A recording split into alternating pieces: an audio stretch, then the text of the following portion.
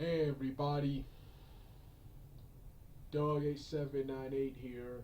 This is my minimal spoilers review slash rant on the 2017 Power Rangers movie. I initially did a similar minimal spoiler review rant on this film um 2 months ago, but I decided to redo it. I decided to, instead of uploading that version, I decided to redo it. I decided to redo this video with the news that despite the fact that this film had a disappointing box office numbers due to strong international merchandise sales, there is still interest and talks of a Power Ranger sequel. First off, let's give my brief history of this film. As you know, I was back in 2000, back in early 2010. I was discussing with a former friend here on YouTube, how cool it would be to see another Power Rangers movie in theaters nowadays. But I didn't think it would ever be possible because of now superhero movies are all the rage, and you can't have something as cheesy as Power Rangers in theaters in this day and age. But in 2014 proves me wrong. They announced they're gonna be doing a rebooted Power Rangers movie. They're gonna be redoing a rebooted Power Rangers movie, and my excitement went through the roof. 2 years later, my excitement turned to disappointment when I saw the cast. None of the cast looked athletic. None of the cast members looked like Power Rangers. They looked like Breakfast Club, Disney Channel, Nickelodeon type people. They didn't look like Power Rangers, and they didn't look like any of the characters from the show, which is the next problem I had. See, one thing I cannot stand about a lot of films of today, especially reboots, a lot of reboots and remakes and even sequels, they claim they don't want no comparison, they don't want no comparisons with the original. Yet they use elements of the original, forcing you to make comparisons to this and the original. Why not be your, if you want to be your own thing, why not only use a completely original cast, but use a completely original cast of characters? Why are you using Jason, Kimberly, Zach, Billy, and Trini? And Trini in the film, you're using elements of the original to market people into the what's his name, Mighty Morphin Power Rangers. That was adapted from Super Sentai Ninja Ga Ranger or something like that. That's not even the original.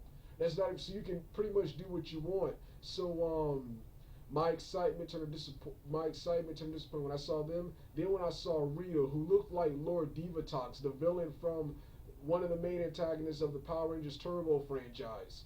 Then then yeah.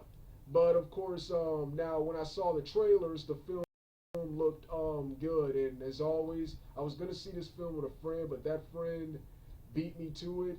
And see, like I said, I am also one of the reasons I'm not here on YouTube. I am working on my own scripts. I'm working on my own movie scripts. So my own movie scripts. I play two of my careers as an action film star and a screenwriter and a movie producer, and I'm working on my own scripts, and so I won't be seeing all the films that come out in theaters, especially half-ass, like I said, half-ass adaptations like this. But the film still looked entertaining enough to watch, and when I finally got around to seeing the film, I saw it on the same website I saw the Guardians of the Galaxy Volume 2 film. This film, the website I had the website I went to had this film uploaded there quickly. The first time I saw it, I was blown away. It was awesome. After watching it a couple of more times, I've probably seen the film like 7 times already. And now that the HD version is available now, I'll be rewatching it and doing 2 in-depth spoiler reviews on my Super Beta 400 channel. I'll also be doing several Power Rangers franchise review, which I promise leading into those reviews. A reorganized version. I deleted my old ones because I didn't like them. Um, yeah. After watching a couple more times, I can see the flaws, and the biggest flaw with this film is the pacing.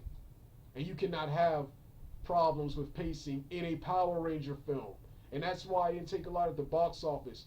They spent if they spent a bunch of time on the Power Rangers teenage lives, and the development for the most part was okay, especially Billy, who was probably he was like the best character.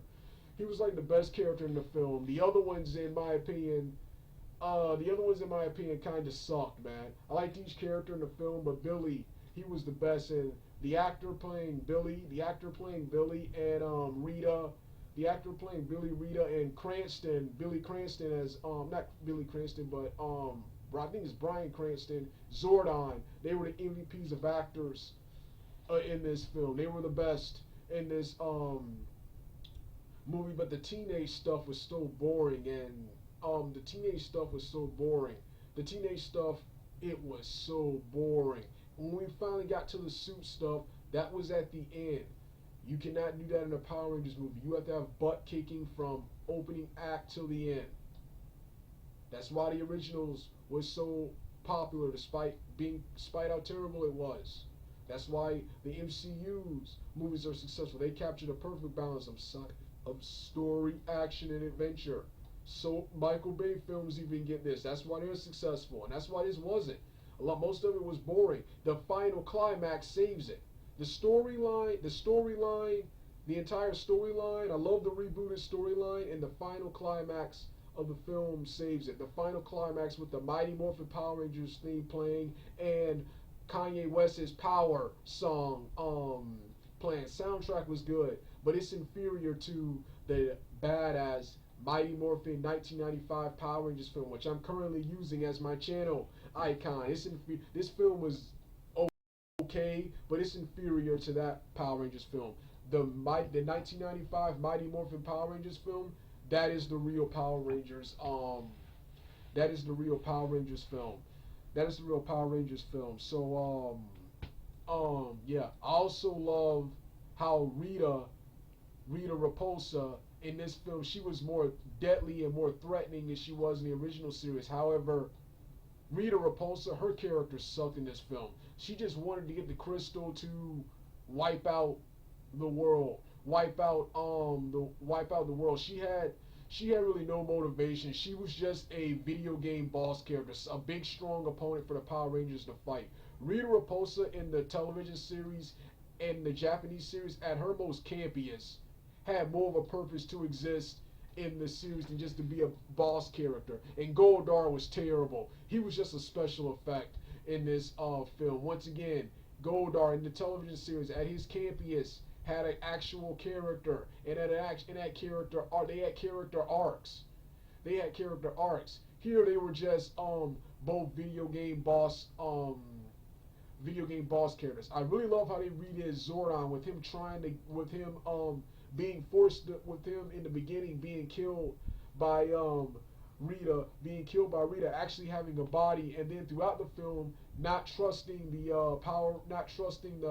wanting to risk the lives of teenagers, which is one of the many plot holes I always had with the original, and it's a common joke when talking about Power Rangers now. Why is Zordon so eager to use teenagers? To entrust the power with teenagers? There are several hilarious pedophile and suicide jokes associated with that series now. So I like how they made it realistic here with him not wanting to risk the lives of teenagers, and how the teenagers, they had to go through several different long character arcs for them to finally become the Power Rangers. I like how they had to train first in the pit, which was hilarious. That was one of the better scenes. No, not the pit. That was one of the better scenes. And they had to train, and they had to find a motivation, a reason to morph. And it was when Billy got killed. That was another thing. Like, okay, they've done this in the television. They did this in SPD, but killing off a Power Ranger, love that too. So love the brand new edgy new take on the new storyline. That's one of the things that saved it. And the final climax scene where they're in the Zords, they had the orchestrated Mighty Morphin Power Ranger theme playing. They also had Kanye West's Power song playing. Awesome film. that saved it because the beginning was just boring. The beginning was just boring. The teenagers, their problems. I didn't care. I didn't care. I didn't care. And one of the things I criticized the most was Jason. Jason in the original series, I didn't like Jason's character. I never liked Jason's character in the original Power Rangers, but he was a much better character in the original Mighty Morphin Power Rangers. He was a big, strong, tough jock. That's why I don't like him. He's the big, strong, tough jock you want to be but do not like dealing with. That's what Jason was in the original. He was a much better character later on in the Power Rangers franchise, but yeah, I prefer Tommy as the leader. I prefer Tommy. I prefer the latter seasons as the with Tommy as the leader of the Power Rangers. And as a child, I always prefer Billy and Zach. I always prefer Billy and Zach. Billy, Zach, and Trini from the original cast were my favorites. I like the cast that replaced them better, better.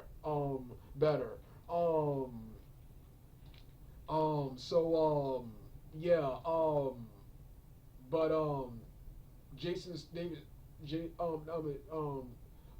Jason Scott, Jason in the show, he was a martial artist. Here, he was a jock, but there wasn't anything about fighting, and that was a disappointing. That was one of the disappointings I had. They got a bunch of normal actors, no like no fighters, nothing about fighting and gymnastics. Even the nerd David Yost who portrayed Billy in the original was a gymnast, which were used. His acrobatic skills were used in the series and in the film.